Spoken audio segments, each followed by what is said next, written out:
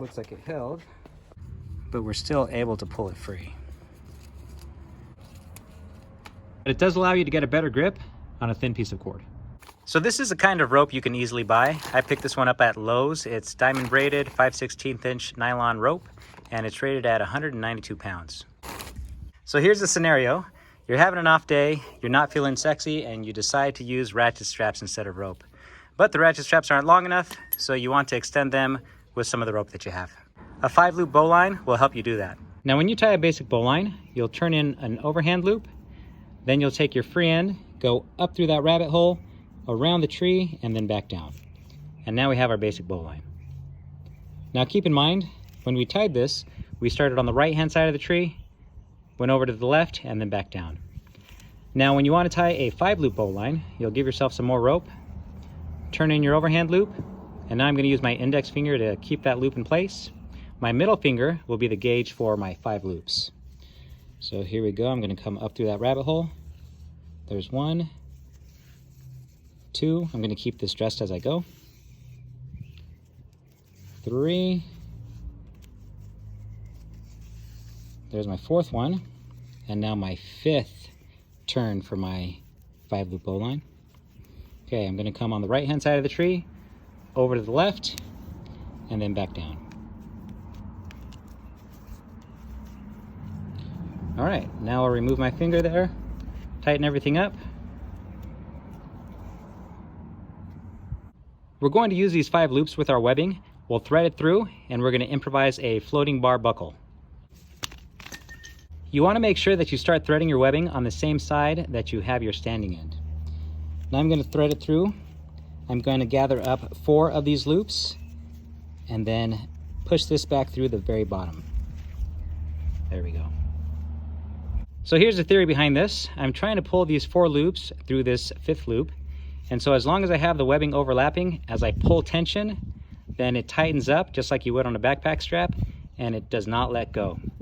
But we want to make sure that this bottom loop here is just a little smaller than these others. So I'm going to pull in a little more tension to make that bottom loop smaller, and then pull it out with my standing end. All right. So now when I put tension on this, it holds tight. And if you don't believe me, just ask the tiebreaker. So my original idea for a knot testing rig involved an ATV winch anchored to the ground. And you folks named it Naughty McKnotface. Unfortunately, Mr. McKnotface did not work. It was a failure, so I had to change it to something else. And so now here we are. This is the tiebreaker. As a safety measure, I have a cable flag over here and also down here. Now that prevents things from going flying when they snap.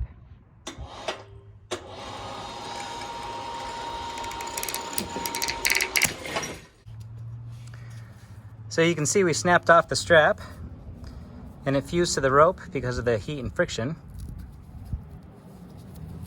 Of course, this is an extreme case. We wouldn't normally use so much tension that we're going to snap things. But you can see that it does hold.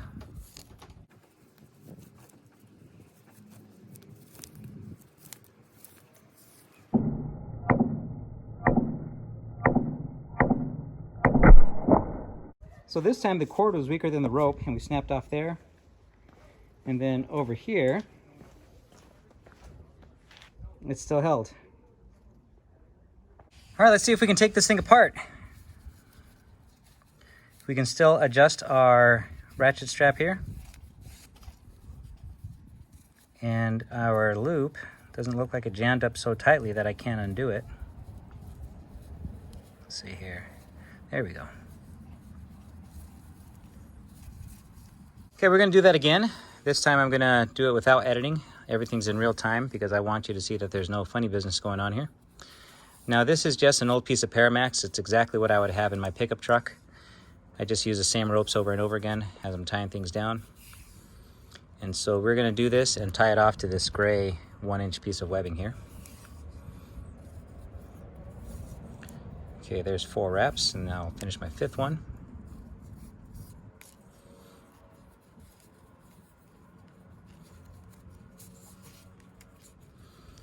All right, now everything looks pretty tight. I want to tighten up this one when we're all done, but I'm gonna do that after I thread my cord through. So here we go. Then gather this one up here. There we go. Now to tighten this one up, I'm going to pull this here and then just pull the slack through on the back side. Press everything up.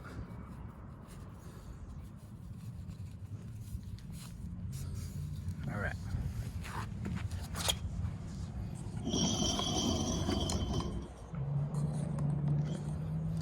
Turn this thing vertically. There you go.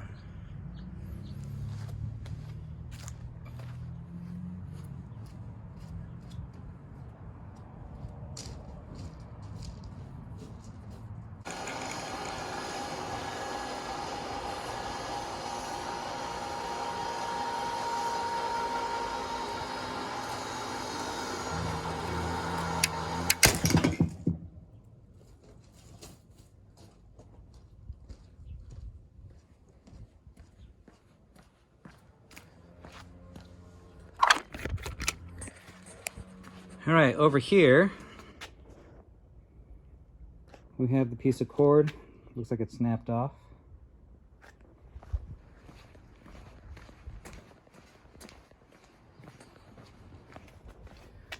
Over here, looks like it held.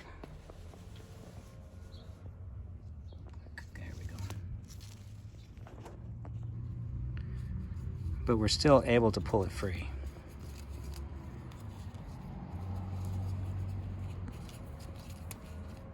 So here's one last thing you can use a 5-loop bowline for. Now this makes a great hand pull. For example, if you're pulling a beach wagon through the sand. So I'm just going to do the same thing. I'm going to make my loops going through that rabbit hole. Now here I only have 3, but I need to get another 2, and this hole isn't large enough for my hand, so I just need to pinch my thumb and my index finger together, and I'll pull in more cord. As I get more, I'll expand my loops. There we go, I still have 3. Alright, so this will give us 4. And then my 5th one, I go up through the hole, around, and back through. Okay, now I'll even everything out. And so what this allows me to do is put my hand through and basically create a ribbon or a piece of webbing out of the paracord. See, I can flatten this all back. And now, when I'm pulling my wagon through the sand, I have the force distributed over these 5 loops instead of a single one, or even worse if I'm just trying to pull it through the sand like that. Now, you never want to use this on something that you can't control how much force is being pulled on it. For example, if you were playing tug of war and you tried to do this, you could rip your hand clean off. But it does allow you to get a better grip on a thin piece of cord.